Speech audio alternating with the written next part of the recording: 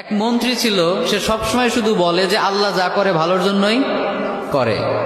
তো একবার রাজামশাইয়ের একটা আঙ্গুল কেটে গেল, কোনো একটা কাজ করতে গিয়ে আঙ্গুলটা কেটে গেল।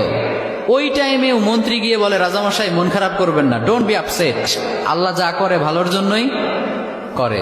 এবার রাজামশাই তো রেগে গেছে যে এতদিন একা একা বকবক করতে কিছু বলি নাই, আমার আঙ্গুল কেটে গেল, এখানে ভালোর কি আছে? আচ্ছা, মন্ত্রীকে এবার বলতেছে, তো আল্লাহ যা করে ভালোর জন্যই করে, তাই না? বলে হ্যাঁ। তো ঠিক আছে, যা, তোরে আজকে থেকে আমি জেলখানায় ঢুকিয়ে দিলাম। আল্লাহ যা করে ভালোর জন্যই করে, তার মানে জেলে যাওয়াটাও তোর জন্য ভালো। ঠিক আছে, যা, তোর মন্ত্রিত্বও কেড়ে নিলাম, জেলখানায় ঢুকিয়ে দিলাম। মন্ত্রী এবারও বলে, সমস্যা নাই, আল্লাহ যা করে ভালোর জন্যই করে।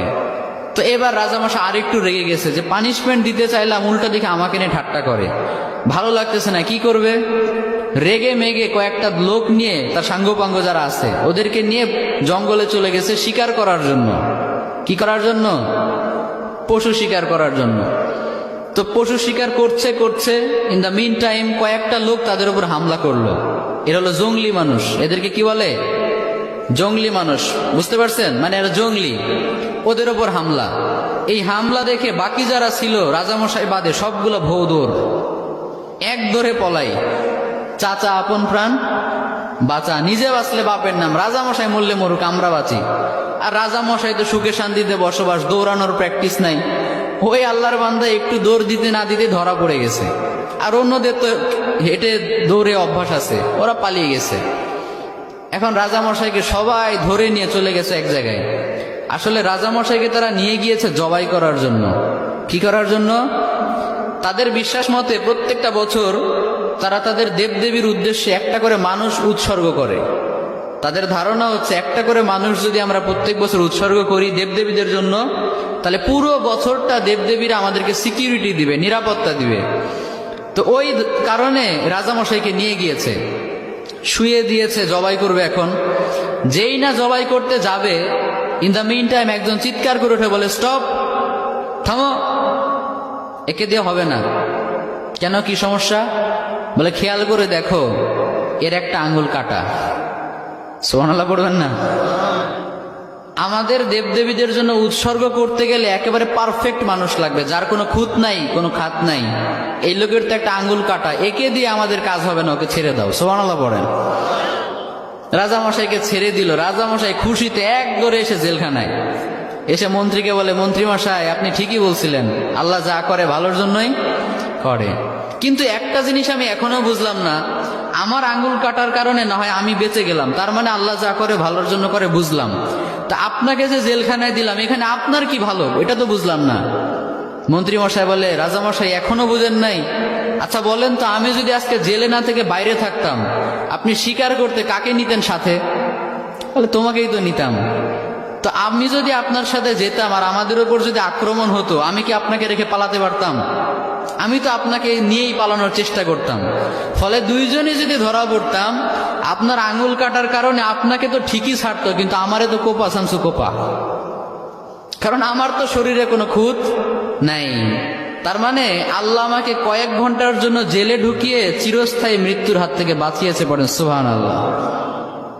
তাহলে এবারও বোঝা গেল যে আল্লাহ যা করে ভালোর জন্যই করে। তো এই জন্য আজকে থেকে আপনাদের সাথে যেটাই ঘটুক না কেন, মন খারাপ করা যাবে?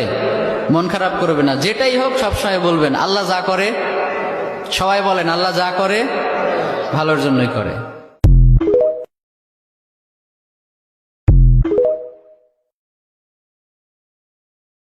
এক মন্ত্রী ছিল, সে সবসময় শুধু বলে যে আল্লাহ যা করে ভালোর জন্যই করে।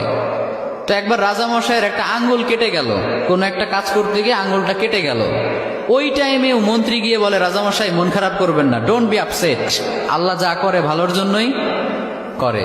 এবার রাজামশাই তো রেগে গেছে যে এতদিন একা একা বকবক করতে কিছু বলি নাই, আমার আঙ্গুল কেটে গেল, এখানে ভালোর কি আছে?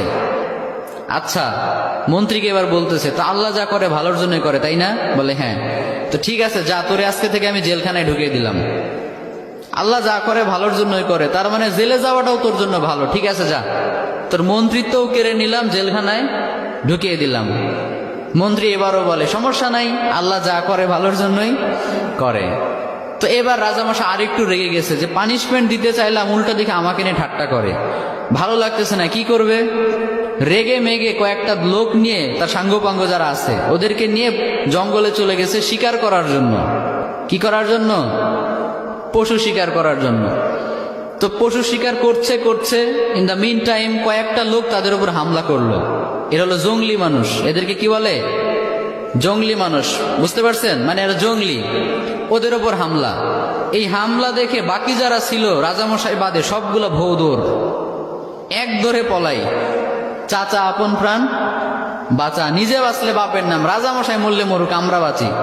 আর রাজামশাই তো সুখে শান্তিতে বসবাস, দৌড়ানোর প্র্যাকটিস নাই। ওই আল্লাহর বান্দা একটু দৌড় দিতে না দিতে ধরা পড়ে গেছে। আর অন্যদের তো হেঁটে দৌড়ে অভ্যাস আছে, ওরা পালিয়ে গেছে। এখন রাজামশাইকে সবাই ধরে নিয়ে চলে গেছে এক জায়গায়। আসলে রাজামশাইকে তারা নিয়ে গিয়েছে জবাই করার জন্য। কি করার জন্য? তাদের বিশ্বাস মতে প্রত্যেকটা বছর